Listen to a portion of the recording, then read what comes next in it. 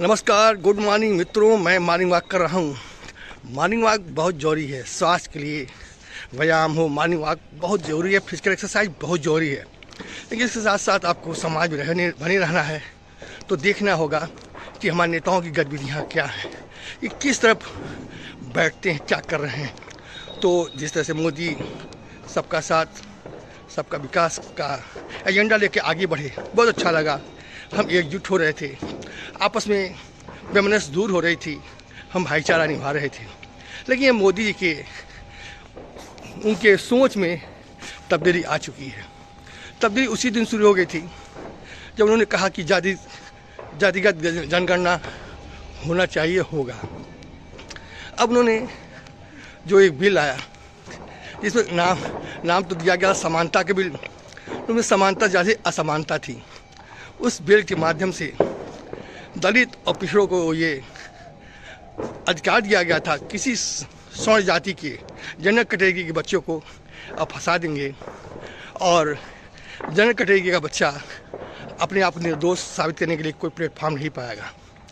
चलिए भाई, उससे आपका दिल की बात खुल के आई। अब बजट में भी आपने खुल के भेदभाव किया है। आपने अल्पसंख्यकों के लिए जहाँ 3400 करोड़ दिया है, वहीं ओबीसी को 1250 करोड़ दिया है और दलितों को 6360 करोड़ रुपया दिया है। इसमें जो कोई आपत्ति नहीं है, सबका साथ हो, सबका विकास हो, सबका समाज में स्थान हो, आगे बढ़े।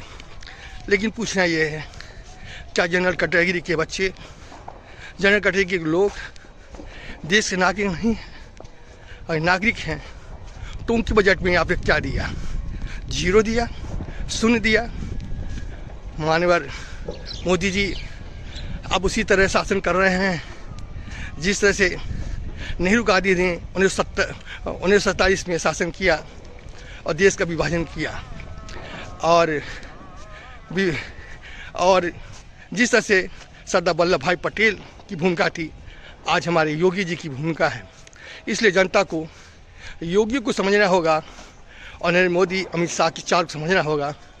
अगर नहीं समझे तो दिन दूर नहीं कि देश में असमानता बढ़ेगी, किस हद तक बढ़ेगी, क्या परिणाम होगा, भविष्य के गर्त में चिंतन अवश्य करना है। धन्यवाद। मैं मस्ताना गोरखपुर से।